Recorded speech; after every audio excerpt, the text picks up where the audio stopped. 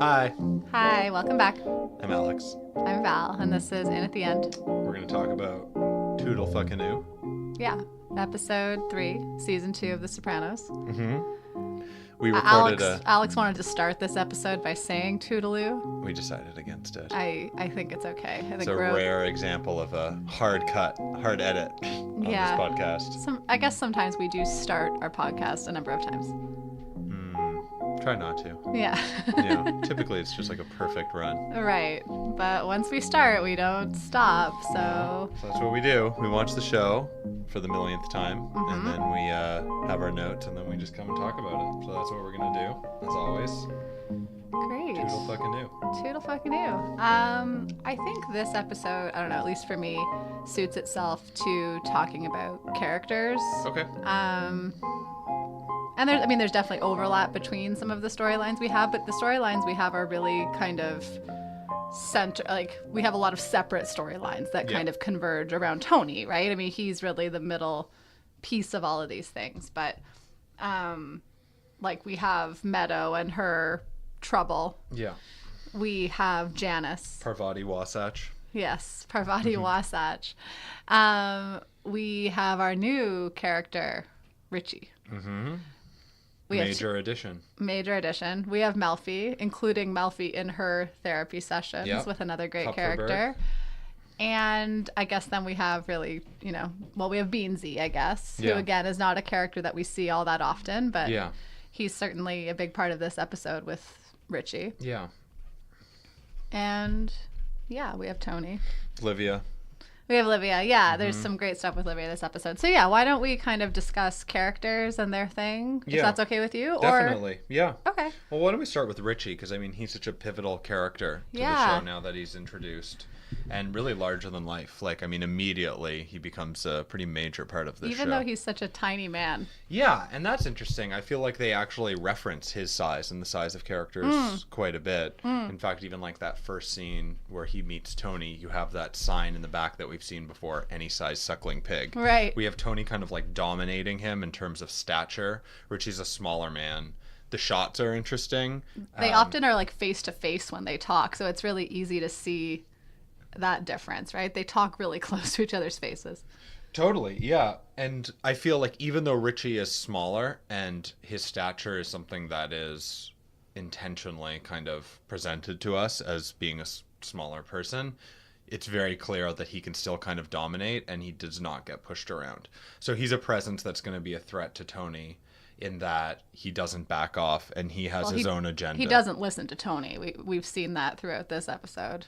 And maybe later on, too, we'll see some more of this. But he's a manipulator, right? We see him go to Junior. Yeah. Right? And I don't know. I forget, his whole history. He would be part of Jackie's crew. He wouldn't have been, with Junior at any time or anything. Yeah, that's a good question. I don't think that's been revealed yet. But I wouldn't imagine so. I think he would probably have been in his brother's crew. Right. Yeah. But he's been around for a while, and he's definitely... Well, he's been away for 10 years. Yeah. Yeah. Mm-hmm. And so that's interesting, too, for the show to examine the difference in kind of culture that exists from people from a different time. Yeah. So even in 10 years, him showing up and dealing with the culture of the late 90s and the way that it impacts the mob, there's obviously, a cultural divide now. Yeah, well, even, with, Tony has to kind of explain that to him when he comes to Satriale's to talk to Tony about getting his old stuff back or whatever, even though he later says it wasn't Tony's to give back to him. But he comes to Tony to talk about it. And I love that scene where Tony just stands up, walks away. Sal comes and sits down in his place.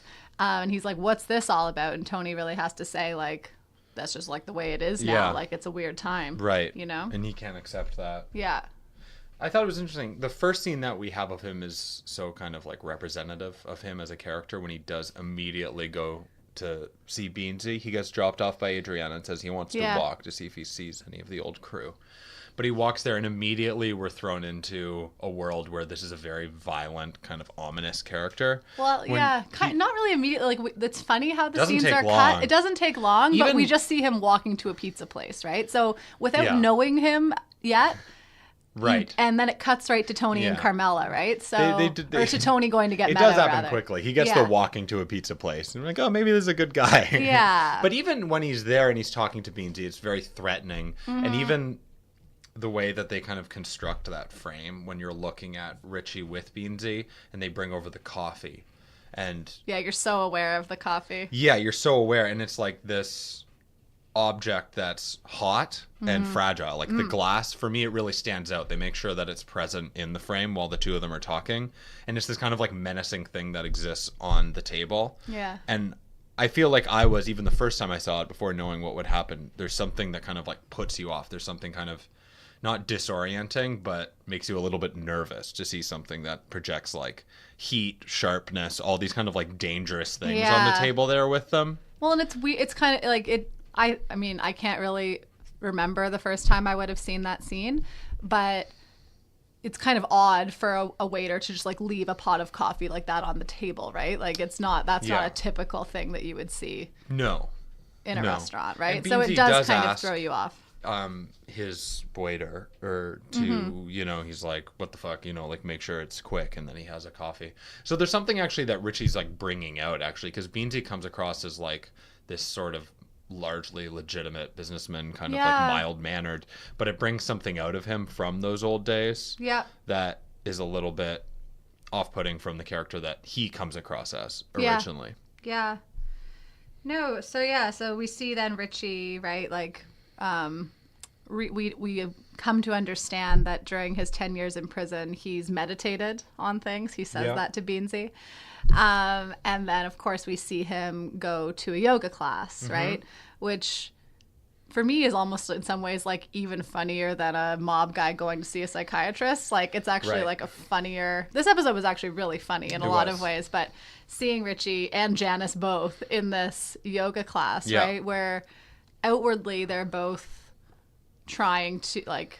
to show that they've both changed, right? And they have that conversation later on where he says, well, I don't think I would have been interested in the Janice that I knew before. And she kind of says the same thing. She's like, I can't go back. I'm not the same person. Like, I can't go back to that. But yet they're both kind of trying to show that they're these changed people. So they're both in this yoga class together. I think that brings up a lot of connections throughout the episode. Yeah, we can come back to that. And that's something that I'll talk about later. But I think something that was interesting within the yoga scene is they talk about two poses, the cobra pose and the child's pose. Yeah. And so the downward dog also. Yeah, and downward dog, which then gets referenced later in the episode. But cobra kind of ties into what we've been saying in terms of imagery that we've seen linked to Janice. Yeah. Of kind of like insects or reptiles or kind of things, these kind of like creepy moving. Reptilian, yeah. And exactly, yeah. And then also the child's pose I find really interesting because I thought that there was a lot of edits in this episode that link Richie and violence, Janice dealing with her issues, talking about her changing her identity, thinking about the earlier episode where her psychiatrist talks about her regressing, linking that to Meadow dealing with these adolescent issues. Yeah. Talking about those two going into child's pose, I think there's a lot of adults that are dealing with issues in a manner that's really childish. That's kind of, regressive. Yeah. And is very childish. And the fact that we see this issue playing out for Meadow and Hunter and the way they deal with it kind of ties some links to the way that the next generation actually deals with their issues. And I thought it was interesting. In that yoga scene, I feel like they're actually kind of referencing that. Yeah, totally. I feel like both of our voices today are a lot lower and deeper than usual because we both have colds. So I don't feel as like we're as animated as usual. Right. So. Well, apologies. Yeah. I'm going to try to break up the monotone that my voice wants to have today. So we also see Richie. So like I think kind of like one of the interesting progressions of scenes with Richie that we have is when they're having his like welcome home party at the Bing, right? So maybe before that actually, the scene. There's a scene before that actually where he meets with Tony at the mall. Sure. That maybe we could go through them. Sure. Yeah. Well, we have 2 mall scenes. There's 2 mall scenes, but just kind of like all those scenes are kind of pivotal in establishing who he is. So there's a number of things that happen there that I thought were super interesting and actually tie in directly to the yoga scene where they're kind of going back and forth. Richie is obviously not having Tony's perspective and his ideas. And then he says, "How's your sister?" And at that point, they stop in front of the Victoria's Secret, which is actually where they meet The next in time. the second Yeah. mall scene where Richie's kind of like looking in before Tony gets there. And there's something about that clearly Richie, we can interpret it as underhanded.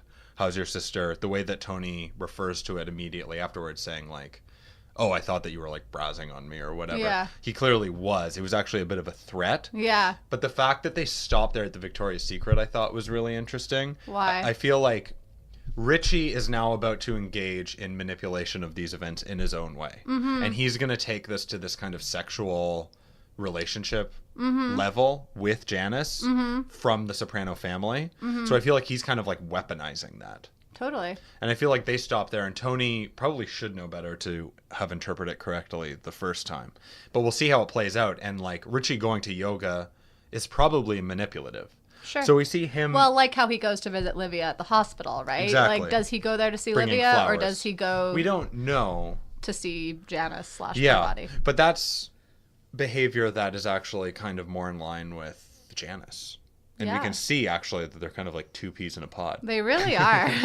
They really are. That level of manipulation, just like bold-faced sociopathy to kind of get what you want, is interesting.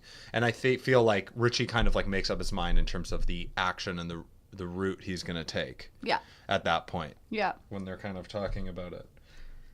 I like there too. They also reference Feech Lamana's card game. I know. Saying that Richie saved his ass at that point. So that's something that'll come back way later. So in much this later. Show. Yeah. So Yeah, he's a funny seasons character. to come. But I love how this show kind of just like sows the seeds of history for these characters Yeah. and background, and then they expand on it later. So it's cool. Yeah. I was going to talk a little bit, like, because I mentioned the scene of Richie's welcome home party. But there's one thing that was kind of resonating for me throughout, and so I might just talk about that a little more largely. So we have the scene where he's welcomed back by his crew. You know, they're giving him money. He's being a grumpy piece of shit for the most part, and like just like being nasty to everyone. Christopher kind of is the only one that really, like, after he walks away, Christopher's like, what does he say? Yeah. He's like that guy's got an attitude problem or something, issues, which is something that you say about a child often, right? You say that about a child. He's got it, and Christopher himself is childish too. So it was interesting. The rest of the guys kind of tell him to shut up, but we have a lot of jokes throughout this episode, like Paulie's blowjob joke that he then repeats back to Tony again right after, which is classic Paulie. It was a pretty good joke. I think it deserved two tellings. It really, there are a lot of moments in this episode that were like that. Then we have a reference when Richie goes to see Junior. He says, like, put on a shirt, I'm getting a chubby, right? Right. Which is a great line. But then we have him, like, so during his welcome home party, we have him getting a blowjob from some of the girls at the Bing, and it doesn't work out for him. He's not able to finish his blowjob, and they ask, did we do something wrong? And he's sitting in the dark. He likes the dark.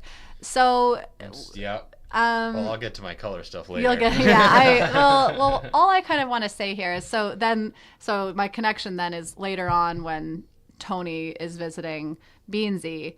He asks Beansy, are you 1,000% sure that it was Richie? And he says 1,000%, a million, more like 1,000,000%, right?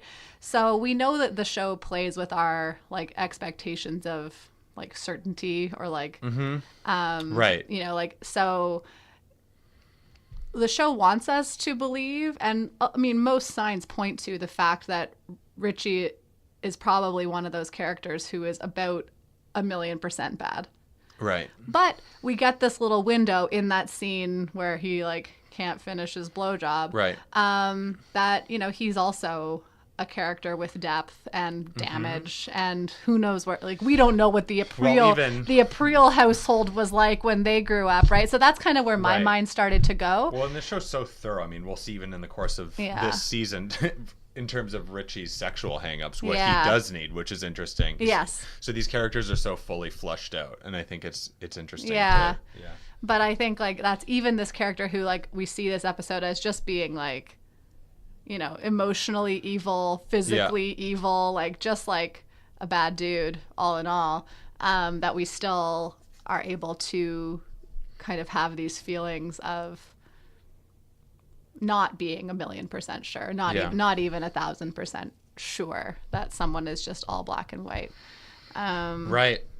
Yeah. And yet the way that he behaves certainly is. Totally. In that second scene where they're at the mall and Tony's like yelling at him about Beansy. Yeah. And you kind of have Tony looking down on him and his mouth is just twitching. Yeah. It's so, he's a great actor. Yeah. He's just like amazing. But yeah, he's had this like mouth twitch going on. It's so like, you feel his pent up rage and anger. Yeah. Even though he's not like acting out in that moment. Yeah. There's like the little mouth twitch. It's so good. I think it's interesting too, like him coming from a different time operating in the mob and Tony reflecting on an earlier time and acting in this kind of like cut and dry way where he talks about like outside is the 1990s, in here it's the 1950s, like that kind of attitude. Yeah. I feel like Richie is coming from a more like cut and dry mob culture. So that was a really interesting scene where he's in the dark and he's wearing all black. Yeah. Like completely wearing black. They turn on the lights. Well, but for the rest of the episode, he's wearing this is what's weird really interesting. Beige colors. Well, not always. When he goes to visit Livia, he's wearing all white. Well, I would say it's beige. I would call white. Color disagreement.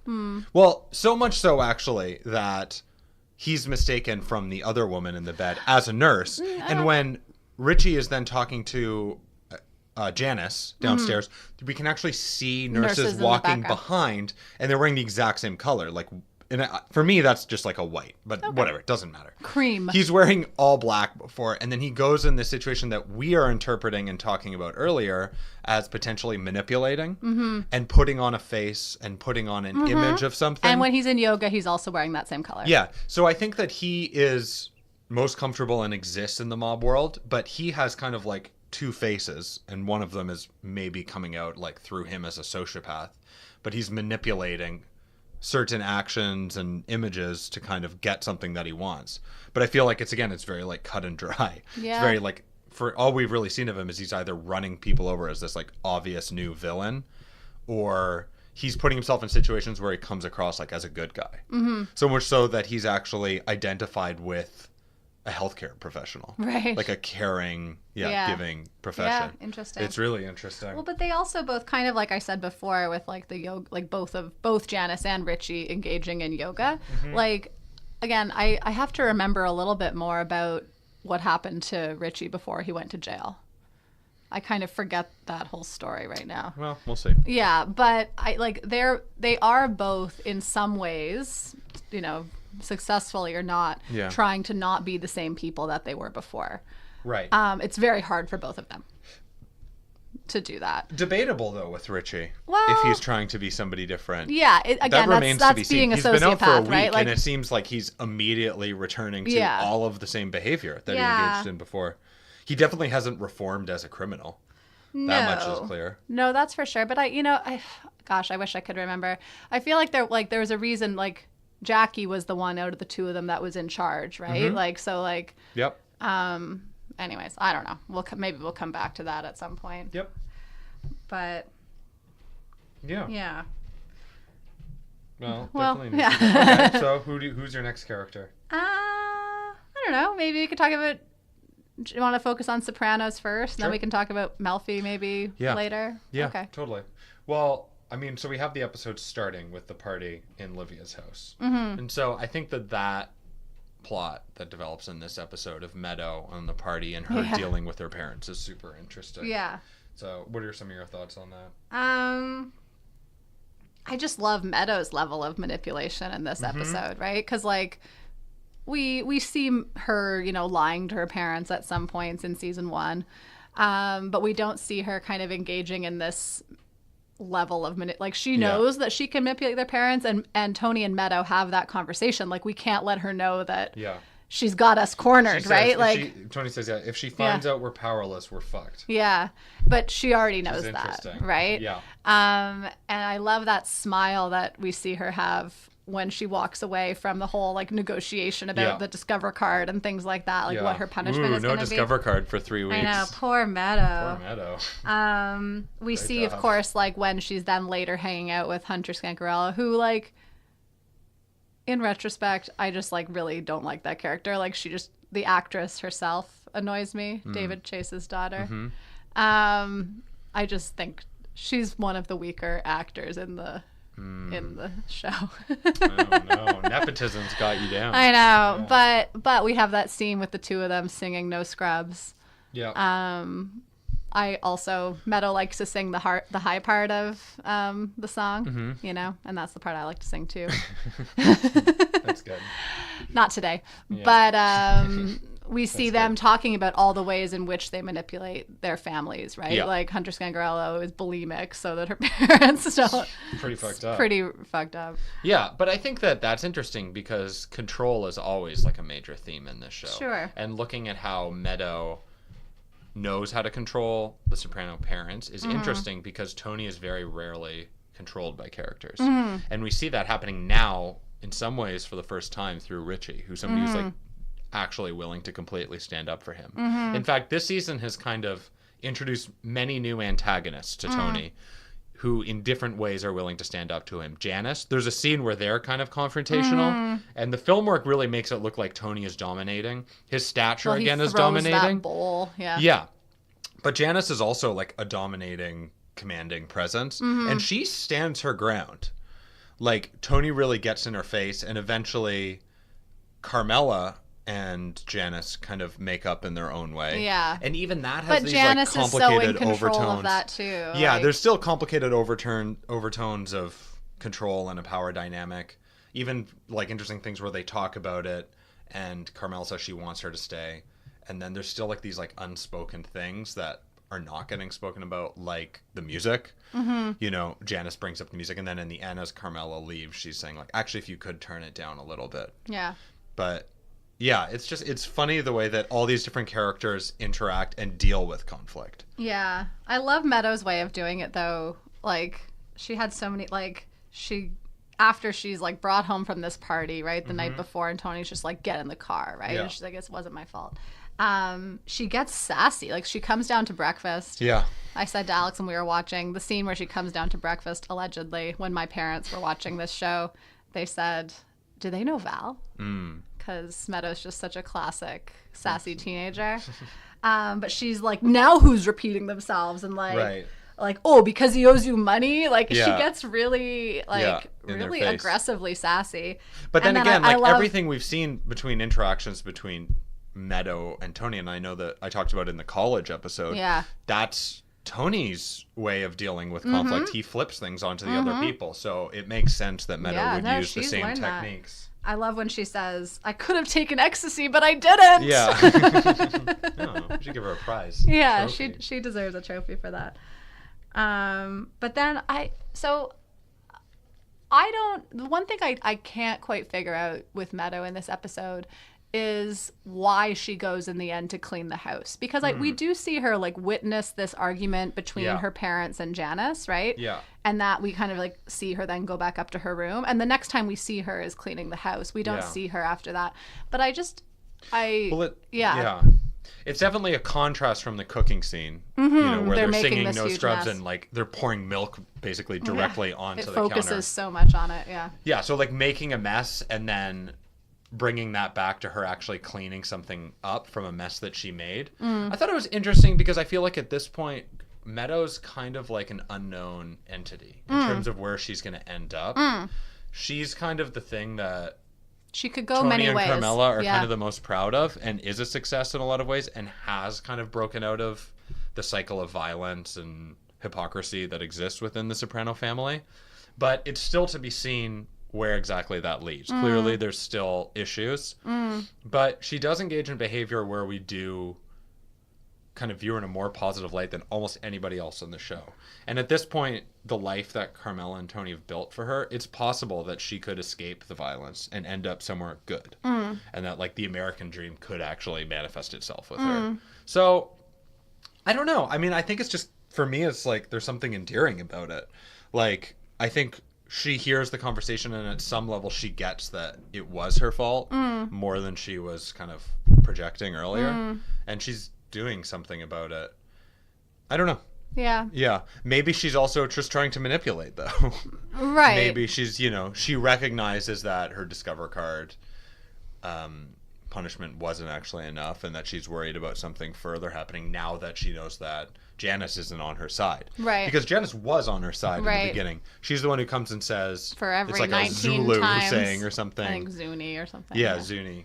Anyway, but that's fascinating too, how Janice completely changes her tune as soon as it affects her. Yeah. So once she goes to the house, also getting out of her car, listening to the craziest just the music. Weirdest music ever, yeah. Those kind of details that you don't always notice, but I she's recommend... listening to weird music later, like when Carmela tells her to turn it down, it's also it's kind just of like weird. somebody screaming and like yodeling yodeling with some like tribal drumming going on. Yeah. It's great. I love it. I don't know what it is, but anyway, that's unimportant. But when she gets there and then it starts to affect her demeanor completely changes, and that's actually when she confronts Tony and Carmela about dealing with Meadow. Yeah. So I think Meadow can also realize the complexities of like when she's going to be targeted for something or when she's like in danger of a greater punishment. Yeah. So she also takes action then. So in some ways it's actually not that endearing or positive because she's only doing things out of her own interest. Yeah. But how is that different than anybody else on this show? Or anybody else really, like, in the world in some ways. Show. Yeah.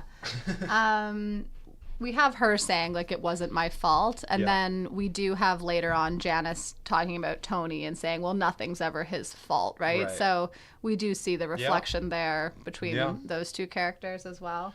Yeah, that's a good catch. I thought it was interesting, too, like that first scene right away, Tony walks in. And he goes in, and he's like, in your grandmother's house. He walks straight to her, and there's actually that, like, great shot. It's, like, really, like, kind of... Yeah, where there's, like, a girl vomiting on the floor in front of her. Yeah. He just kind of walks by that. Yeah. He just kind of grabs her and takes her. So he also throws a beer bottle, right? Yeah. He takes a beer bottle from that other girl and throws it, right? Causing more damage. Like, like, he didn't need to do that. He's kind of indifferent to the effects on other people outside of his immediate family. Yeah. And he just kind of grabs her. And there's kids being taken out on stretchers, right? And he's like, what happened to that guy? And he's like, an overdose on K or special K and whatever it was. An ecstasy or something. Yeah. But even still, when he goes to Meadow and he says, in your grandmother's house, like, that's the issue. Yeah, it's a family issue. It ties back to his family. I thought it was interesting, too, when he's talking to Carmela and she says, well, like, what did you say after she said the usual shit of it's not her fault? And he said, I yelled. What the fuck else am I going to do?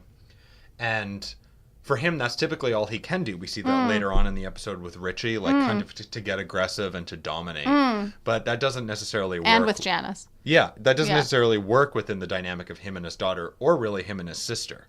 So that's like what this show introduces with this kind of like domestic element. That those things that work for him in his mob conflicts don't work for him within his family conflicts. And I thought it was interesting, too, like the cuts that they would have from the violence of Richie against Beansy at the pizza restaurant, cutting to the conflict within the Soprano house, dealing with the aftermath of the party and that scene that you were talking about where Meadow's sassy. Like, well, what can Tony do? He can raise his voice. He yells. What the fuck else can he do? Yeah, well, like he and Carmela were saying, like, as long as people don't realize that they have us trapped, or how does he say it again? If she finds out we're powerless, we're fucked. Yeah. Well, ultimately, that extends outside of just Meadow. He's powerless against Richie. Richie can kind of do whatever he wants. Yeah, no, that's the thing. And all he can do there is just yell, and that's what he does in the end. Yeah. But we're definitely left with the sense that Richie's not going to listen to that. Yeah. That's not going to work. No, totally. So, yeah, that's definitely interesting. Anything else on Janice that we wanted to touch on? I feel like we've talked about her I think it was interesting, like, her originally, she's saying, like, you can't be so hard on Meadow. And then, when she comes back, the things that she says, like, she's beyond outraged. And she says, that place is fucked. And then they say, I thought you didn't swear. Yeah. Which is interesting, like, well, again, with this she's projecting this image, this Parvati Wasatch that's not holding together. It's just falling apart in front of our eyes. Like, as she's in this environment, it's just like the actual Soprano characters. I wrote down that line too. I thought she didn't swear because I thought that was an interesting one. Yeah, it's just interesting. Like that scene I was talking about where they're having conflict. Like we have the shots between Tony and Janice are looking up at Tony, making him look more imposing, looking down at Janice, making her look less imposing. And yet there's something about Janice holding her own there. Yeah. We definitely get the sense that Tony is, to a degree, the more dominating, in control character within that power dynamic. Mm-hmm. But Janice isn't really getting pushed around at all. And it's kind of similar to Richie. Like, she's going to still have her way. She's going to still act out in the way she wants to, chooses to. I jotted down a few other things about Janice / Parvati. Like, that thing I thought you didn't swear, I thought was good. Tony also says, like, you're just here to pick the freaking bones, which I thought, again, kind of with that reptilian kind of beast kind of imagery that we have, right? Yeah. She kind of, she does come in at a time, kind of like coming in at the end, right? Like, there's been all this garbage that's been going on, and with, you know, she talks about it, like, Tony's been looking after Livia for the past however many years since she's been gone. Like, she comes back kind of when things are really going to shit. Yeah. Right? Like, kind of here to pick the freaking bones. I also like that she refers to her. So they're talking about her. We find out she has this son. Yes, Harpo. Right? Harpo Hal. Harpo / Hal, right? And it's neat and neat. It's not neat, but it's neat. It's interesting in reference to when Richie goes to see Livia, and he says, "Is Parvati here?" And Livia says, "I don't know who that is." She says, "Don't start with that name business. She did it to shame me." Well, even before that, she said, "I don't know who that is." But yes, I wrote that one down too. She did it to shame me. Which is interesting in terms of the Harpo Hal of her son, right? You see this like intergenerational trauma or whatever you would like to call it. But then she also, I like that she also refers to the reason why she's not reunited with her son who's in Montreal, because she's on some kind of enemy radicals list. Right, that's very strong. Another like small detail when you're watching for the first time, so you maybe don't pick up on, but it's like, damn, like what did you do? That's a strong situation to be in. I just liked the terminology also. But yeah, I just feel like it's interesting, like generationally, I just feel like every generation in this show is doomed to repeat the same mistakes of the generation from before them. And so Janice has to live out on the other side. She has to kind of like reap what she sowed. Or sow what you reap? No, you reap what you sow. She's going to reap what she sowed. Yeah. Yeah. So, yeah. Do you want to talk about... Sorry. Yeah. No. You want to talk about Melfi? I would love to talk about Melfi. Okay. Well, last episode. Yep. The last we see of Melfi is when she and Tony meet at the restaurant. Yes. Was that last episode or was that the first episode? That was the first episode. Okay, so we didn't see her last episode, I don't think. I don't think so. Okay.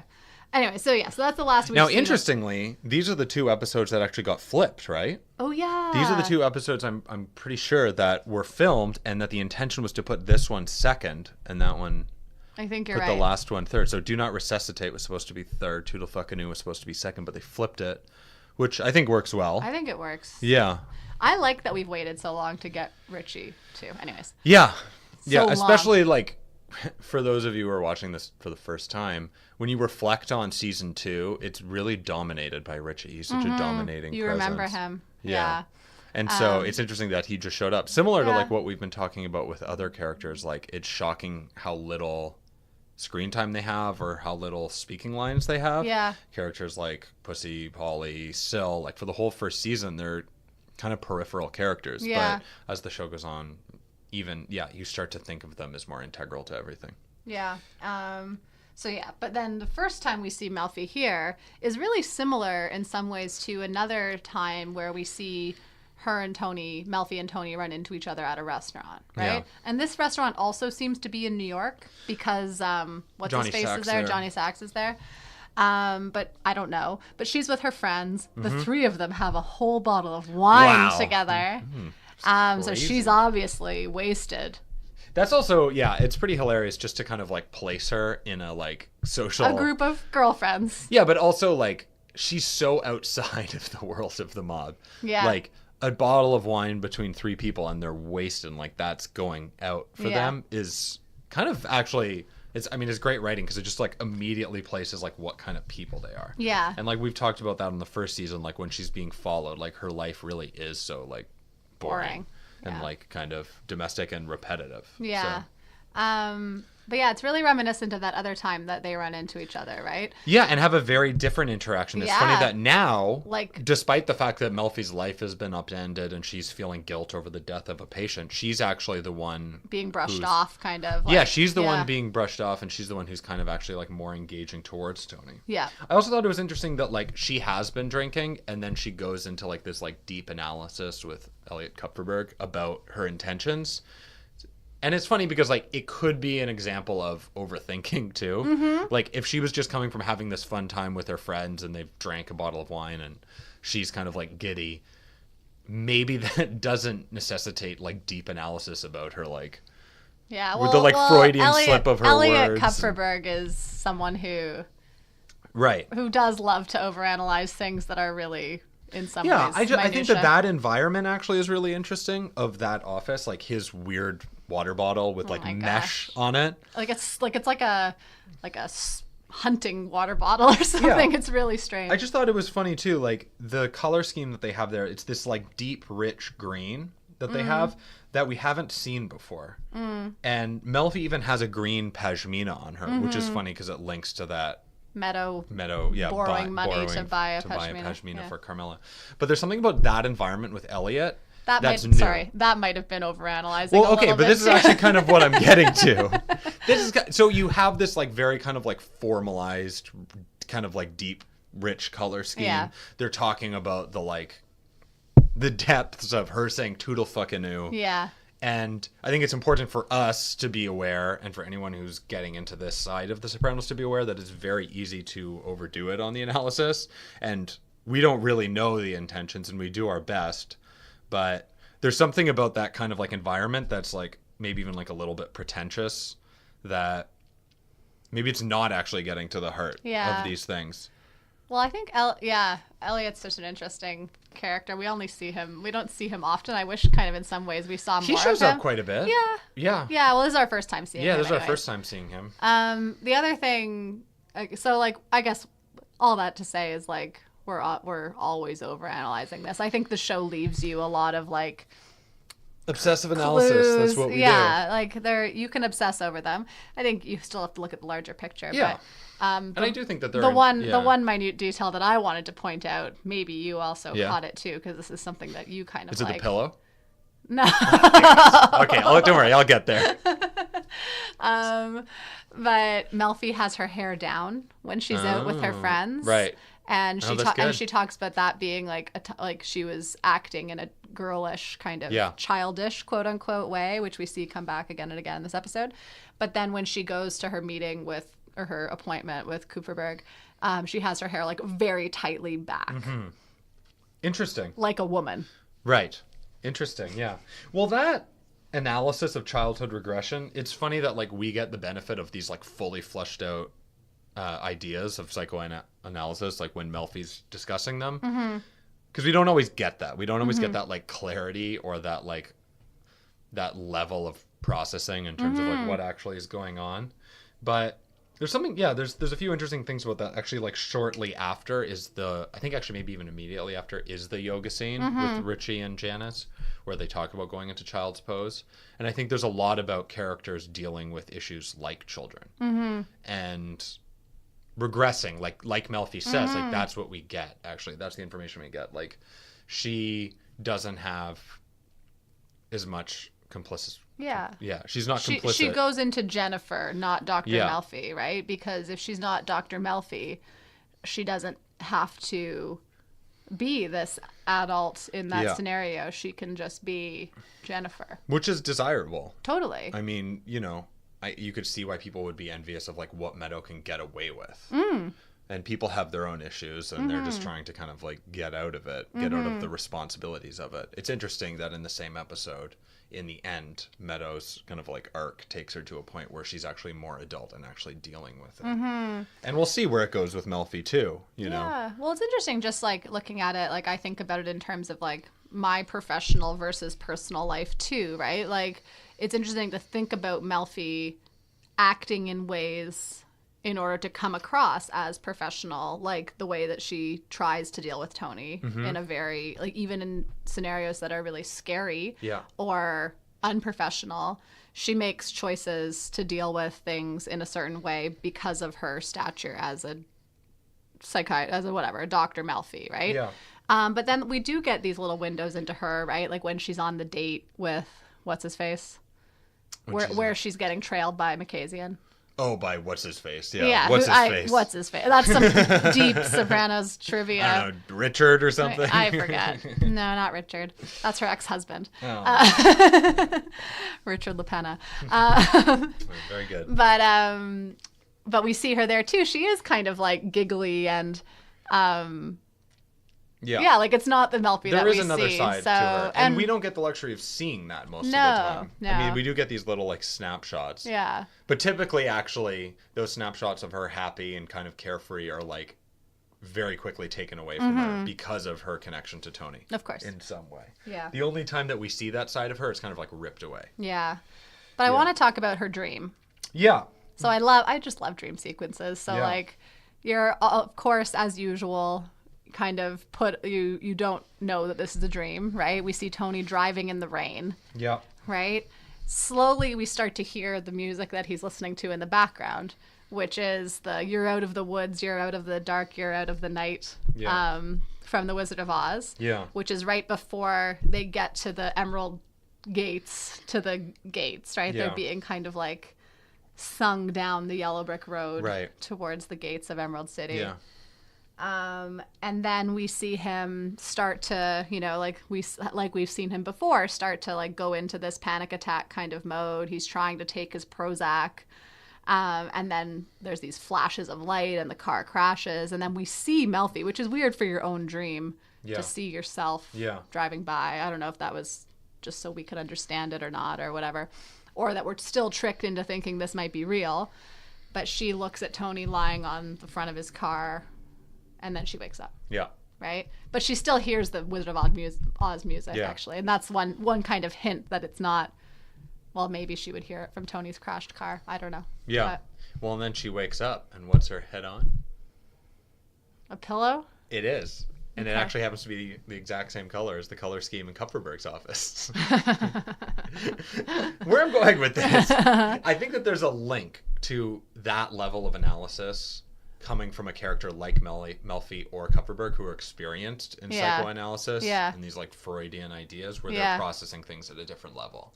But there's something about it for me that doesn't work or doesn't fit into the mob world. Right. So even like when Melfi uses the term about like, she had to go on the lam. Right. And so she's obviously been informed. Yeah. Did you just say lamb? So what's this about lamb? Yeah.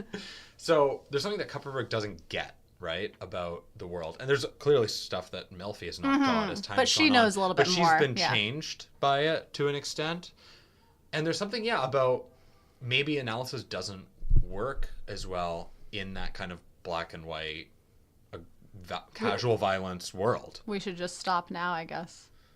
Yeah, maybe that should be the last episode. Interestingly, too, in Melfi's dream, Tony's wearing this super blue shirt. Actually, as he's driving through the rain, which is unusual for him to wear. He doesn't wear it very often. Typically, he's wearing blacks, whites, sometimes grays. But in her depiction of him, for me, I was wondering if that maybe reflected like her thinking of him as a more complex character. Human character. Yeah, as a more human character, or somebody who's willing to and capable of dealing with these complexities in a way that she could actually serve him. Well, in order to treat someone, I think you kind of have to believe in that, right? You kind of have to be an optimist. You can't think nothing that I'm going to do is going to help this person, right? I mean, we see her come to that conclusion, maybe. Yeah. But, in order to treat someone and try to help somebody, you can't see them that way. Yeah. Interestingly, at the end of the episode, too, actually, as he goes to see Meadow, he's also wearing a blue shirt. Not as, like, rich, but it is interesting. Yeah, as he's kind of thinking about that family aspect and Meadow maturing, growing up, actually dealing with these issues in sort of like an adult way for things not to be so black and white. I thought that was interesting. Because it stands out. I mean, Tony wearing something like that actually is unusual. Yes. Yeah. Okay, that's all I have on pillows and shirts. I think that's kind of all I have. So whatever you have left, we can... Oh, I have some small things. I have about it's interesting. But I mean, we get Janice's full fake name, Parvati Wasatch, that we were Yeah. referencing when they. It's not a zoom very into that. French name. I was, when we knew that her son and her ex, I assume, are in Montreal. Yeah. Anyways. But I thought it was interesting. Like, for me, the focus on that close-up, which the show always uses to indicate some sort of importance in some way, seeing her name, Care of Livia Soprano, with the address, I think that's part of her power play to get the house. Like, the fact that she's getting disability now in New Jersey, there's something about that in terms of, like, her succeeding in a step of her plan. Yeah. To, like, have And she's this really address really happy about it. Yeah, to bring Parvati there. And, I think it's more than just the payment. Yeah. No, we focus on that check for a long time. Also, one other thing, my last thing, I'll leave it on this, is on that scene where Janice and Tony have a confrontation. The scene starts in a great way that I love, in the most domestic way possible. Tony's taking his honeycomb IQ. Eating some honeycombs, reading the back of the box, and getting his honeycomb IQ. That's amazing. Well, and interestingly, they take that, which I don't know if I could possibly think of anything more domestic and mundane than that. But then the camera spins in a similar way that we've talked about a lot and we've seen before. That brings about like a different side of him. Yeah. So I think this episode really wrestles with like Tony's domestic life, Tony's life in the mob, dealing with conflict. So complicated conflict with female characters like his, his daughter and Janice, his and mom. the complexities that exist there, and then also with Richie. And really, like, how does one deal with conflict? Well, he says, I can yell. What the fuck else am I going to do? And in some ways, he is sort of powerless outside of that. Yeah. So, what's your honeycomb IQ? I'm not sure, but I definitely remember those things on the back of Very cereal high. boxes. That's Yeah. good. Yeah. Well, thanks for listening. We'll be back. Richie will... Commendatories Ooh, next great episode. Yeah. Yeah. Some of my favorite lines from that episode. Ooh. Well- And probably some of your favorite colors. Oh, man. Red. They have this red sauce. Oh, God. All right. All right, I'm done. Thank you. Okay, bye.